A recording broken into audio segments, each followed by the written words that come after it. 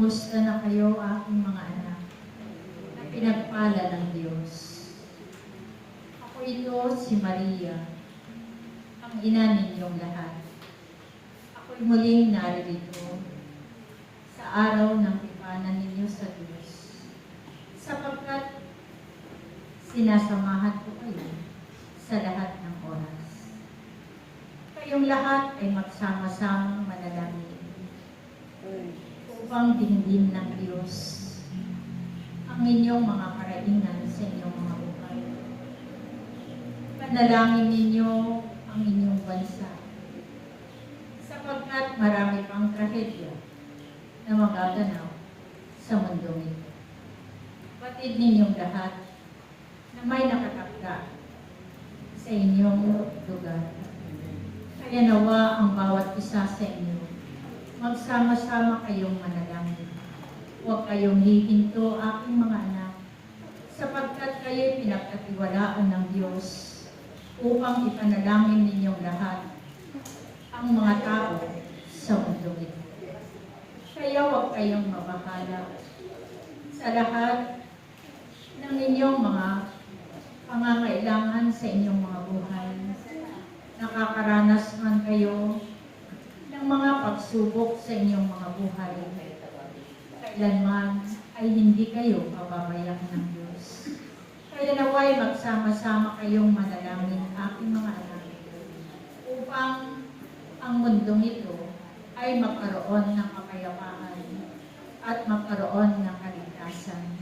Kaya ang bawat isa na narito, naway magkaisa kayo, puno kayo ng pag-ibig sa bawat isa. Palagi ninyong tandaan na ang Diyos kailanman ay hindi niya kayo pababayaan. Humingi kayo sa Kanya at kayo'y bibigyan. Patuloy kayong umatok sa Kanya at kayo ay pagbubuksan. Patuloy kayong humanap at kayo'y makakasumpong aking mga anak, sapagkat kayo'y mahalaga sa Diyos. Kaya nawa, magpatuloy kayo, magkaisa kayo, na dumalangin sa Diyos, sumampalataya kayo, manalig sa Kanya, sapagkat ang nananalig at nananampalataya sa Ama ay hindi niya papabayaan. Manatili kayong umiibig sa bawat isa. Manatili kayong umiibig sa Diyos upang makamit ninyo ang kaligtasan at buhay na walang hanggan. Kaya kayong lahat na narito, pagsumikapan ninyong palagi na kayo'y pagharian ng Diyos nang naaayon sa Kanyang kalooban, upang anuman ang hingin ninyo sa Kanya, tunay na inyong makakamit sa inyong mga buhay. Kaya kayo na narito, patuloy lang kayong maglingkod, sumunod sa Kanyang kalooban, at tunay na hindi niya kayo pababayaan. Patuloy niya kayong ilalayo sa anumang karamdaman. Patuloy niya kayong pagagalingin sa inyong mga karamdaman at patuloy niya kayong palalakasin, sapagkat ang Diyos na inyong pinaglilingkuran ay Diyos na buhay at dakila ninyong mga gamot.